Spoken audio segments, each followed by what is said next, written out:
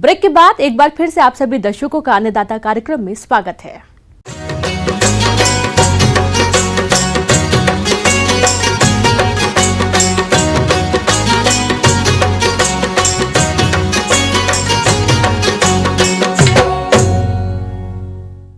किसान भाइयों, कद्दू वर्गीय फसलों में तोरई की खेती को लाभकारी खेती में गिना जाता है। तोरई स्वादिष्ट होने के साथ ही सेहत के लिए भी काफी लाभकारी होती है और तोरई की सबसे बड़ी खासियत है इसकी बाजार मांग का अधिक होना। लेकिन इसकी फसल में कीट और रोगों का प्रकोप होता है, जिसके चलते उत्पादन कम हो सकता है। तो आप कैसे करें कीट रोगों का नियंत्रण, इस बारे में जानते हैं विषय विशेषज्ञ पीयूष श्रीवास्तव से।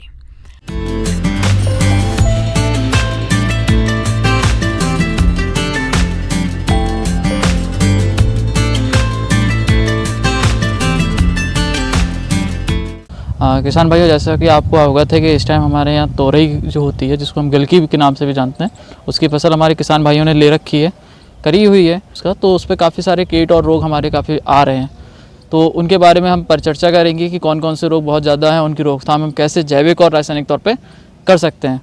तो इसी संदर्भ में अगर हम आगे क्रम में चलते हैं तो सबसे पहले हम बात करेंगे रोगों की। तो रोग उसमें आपके गिलकी में बहुत सारे लगते हैं, तोरई में बहुत सारे लगते हैं, तो जिसमें से मुख्य रोगों के बारे में हम चर्चा करेंगे। जैसे कि पायडोमिड्रोल जो रोग होता है, ये जो होता है इसका प्रकोप बहुत ज़्यादा होता है नमी वाले क्षेत्रों में, और इसके लक्षण जो होते हैं पत्तियों पे फफूंदी के द्वारा फैलता है। इसमें पत्तियां जो होती हैं सफ़ेद पाउडर की तरह इसमें भी हो जाती हैं, चितकबरी हो जाती हैं पत्तियाँ, है ना, और संक्रमित होकर वो सूख कर गिर जाती हैं और लताएँ जो होती हैं वो मर जाती हैं। जो भी उसके लताएँ होती हैं, शाखाएँ होती हैं, वो मर जाती हैं। इसके लिए भी हम रोकथाम की बात करें तो संक्रमित रूप से जो हैं उनको अलग कर देना चाहिए, मिट्टी में दबा देना चाहिए। और रासायनिक तरीके की बात करें तो कार्बेंडाजिम मैंकोजेब 0.25% घोल बनाकर इसका छिड़काव करके इस पे हम नियंत्रण पा सकते हैं। इस रोग के रासायनिक नियंत्रण के लिए आप घुलनशील गंधक 3 ग्राम प्रति लीटर पानी के हिसाब से घोल बनाकर हर 14 दिन के अंतराल पर छिड़काव करेंगे तो इस रोग का नियंत्रण आसानी से हो जाता है। किसान भाइयों, इसी में एक और भी रोग है हमारे तोरई में जो लगता है, बहुत ज़्यादा लगता है, जिसका संक्रमण बहुत अधिक दिखाई देता है, प्रभाव भी इसका ज़्यादा होता है, वो होता है हमारा पीला मोजेक। जो पीला मोजेक रोग होता है ये बहुत ज़्यादा हानिकारक होता है ना, और इसके कारण जो होती है फसल में 100% यानी आपकी पूर्णतः फसल नष्ट भी हो सकती है। और इसके लक्षण जो होते हैं, इसमें पत्तियाँ जो होती हैं पीले रंग के धब्बे दिखाई देने लगते हैं पत्तियों पर, और ये विषाणु जो है ना इस रोग का, वो आपके सफ़ेद मक्खी के द्वारा अधिकतर फैलता है। इस रोग के कारण पौधे की नई पत्तियां छोटी रह जाती हैं, उन पर पीले धब्बे दिखाई देते हैं, पत्तियां सिकुड़ जाती हैं और फल विकृत हो जाते हैं। प्रकोप अधिक होने पर फल बिल्कुल नहीं बनते। इस रोग को सफेद मक्खी कीट द्वारा रोगी पौधों से स्वस्थ पौधों में फैलाया जाता है। इसके नियंत्रण के लिए सबसे पहले रोग ग्रसित पौधों को उखाड़ कर नष्ट करें। अधिक संक्रमण दिखाई दे रहा है, आपको लग रहा है कि सफ़ेद मक्खी बहुत ज़्यादा हमारे खेत पे आ गई है, तो उसके संक्रमण को नियंत्रण करने के लिए एमिडाक्लोरपिड आप 0.4 ml पर लीटर के हिसाब से घोल मिलाकर 15-15 दिन के अंतराल में, अगर आपको दिखती रहे कि मक्खी है तो आप उसको 15 दिन के अंतराल में लगातार उसका छिड़काव करते रहें। तो इससे क्या है, काफ़ी हद तक आपकी सफ़ेद मक्खी से आपकी जो तोरई है वो काफ़ी हद तक बच जाएगी।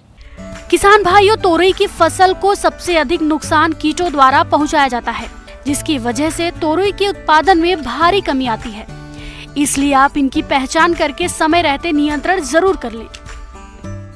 इसी तरीके से हमारी गिलकी होती है, जिसको हम तोरई भी कहते हैं, तो उसमें हमारे कीट भी लगते हैं, और कीट जो होते हैं बहुत ज़्यादा हानिकारक होते हैं और बहुत सारे कीट होते हैं। अगर आप उनको कुछ चिन्हित कर सकते हैं तो आप उनका नियंत्रण कर सकते हैं, नहीं तो वो नुकसान करते हैं। तो उसमें मुख्य कीट कुछ हैं जिनके बारे में हम आपको जानकारी देंगे, उनके नियंत्रण के बारे में जानकारी देंगे, कैसे उनका नियंत्रण किया जा सकता है। तो मुख्य कीटों में कीट होता है वो होता है फल मक्खी। अब ये फल मक्खी क्या है, क्योंकि फल मक्खी जो है तोरई के खेत में सबसे ज़्यादा हानिकारक कीट है। ये सबसे ज़्यादा आपको हानिकारक आपकी फसल को कर देता है, इससे नष्ट हो जाती है फसलें, है ना। तो ये जो होता है क्या करता है कि जितनी भी मुलायम होती हैं आपकी पत्तियाँ, पौधे, तने जो भी मुलायम होते हैं, उनको उनके फलों के छिलकों को छेद करके उसके अंदर घुस जाता है और उनके अंदर का जो फल होता है, उनका गूदा होता है, उसको खाने लगता है। तो इससे आपकी फसल में भी नुकसान होता है। इस कीट की मक्खी फूल से फल बनते समय उनमें अपने अंडे देती है और फल बड़े होने पर इसके मैगट फलों को अंदर ही अंदर खाते रहते हैं, जिससे फल सड़ जाता है। तो आप इस कीट के नियंत्रण के लिए सबसे पहले खेतों में मिथाइल यूजिनॉल ट्रैप लगाएं, जिनमें नर फल मक्खी एकत्रित होकर नष्ट होती रहती है। इसके रासायनिक नियंत्रण के लिए प्रोपेनोफास दवा की 2 मिलीलीटर मात्रा का प्रति लीटर पानी के हिसाब से घोल बनाकर छिड़काव करें, जिससे इस कीट का नियंत्रण आसानी से हो सकता है।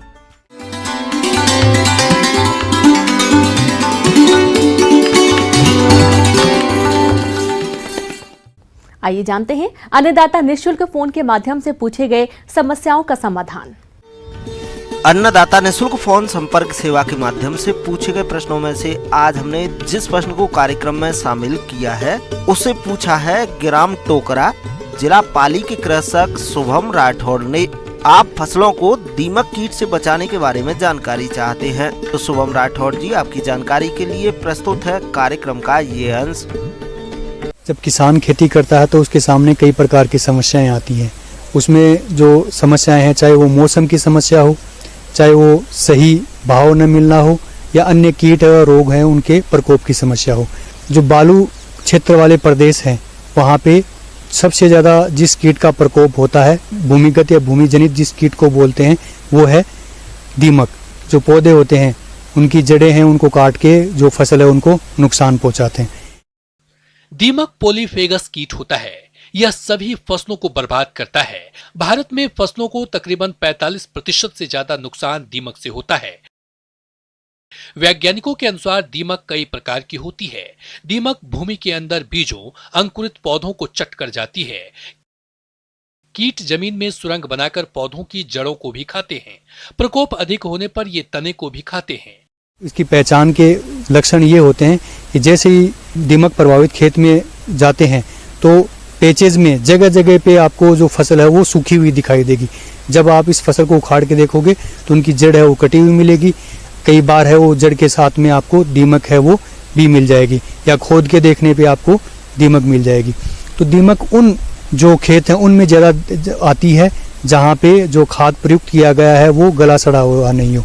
कि किसान जब भी अपने खेत में खाद डालते हैं तो खाद है वो हमेशा सड़ी गली खाद है वो होनी चाहिए, और उस गली सड़ी खाद में बेवेरिया बेसियाना नामक जो बायो कंट्रोल एजेंट आता है उसका प्रयोग करना चाहिए। उनको 100 किलो अगर खाद का प्रयोग कर रहे हैं तो 1 से 1.5 किलो बेवेरिया बेसियाना पाउडर को गुणित करके है वो अपने खेत में है वो खाद का भुरकाव करना चाहिए। इसी प्रकार किसान है वो नीम की खल का भी प्रयोग कर सकता है। नीम की खल 250 kg प्रति हेक्टेयर के हिसाब से है नीम की खल का वो प्रयोग करना चाहिए। उसके बाद में जो समेकित कीट नियंत्रण आता है उसमें है बीजोपचार। बीजोपचार किसान कोई भी फसल लगाते हैं जिनमें दीमक की समस्या ज़्यादा होती है उस समय उनको हमेशा एक इंसेक्टिसाइड से बीजोपचार करना चाहिए। पिपरोनिल 5% का 4 से 5 ml प्रति किलोग्राम के हिसाब से किसान अगर बीजोपचार करके अगर अपनी फसल बोता है तो इस कीट का प्रकोप है वो न के बराबर या नगण्य रहेगा। दीमक के रासायनिक नियंत्रण के लिए क्लोरपाइरिफास 20 किलोग्राम प्रति हेक्टेयर खेत में बुआई से पहले भुरकाव करना चाहिए। अगर फिर भी खड़ी फसल में इस कीट का प्रकोप होता है तो सिंचाई के साथ में फिप्रोनिल 4 लीटर प्रति हेक्टेयर के हिसाब से प्रयोग की जा सकती है। इसी प्रकार नीम आधारित अगर नीम ऑयल का प्रयोग कर रहे हैं तो नीम खड़ी फसल में नीम ऑयल का है वो भी प्रयोग किया जा सकता है। और हमेशा जो गली सड़ी खाद है उसका प्रयोग करके भी किसान भाई ये इस जो हानिकारक कीट है इससे बच सकते हैं। धन्यवाद।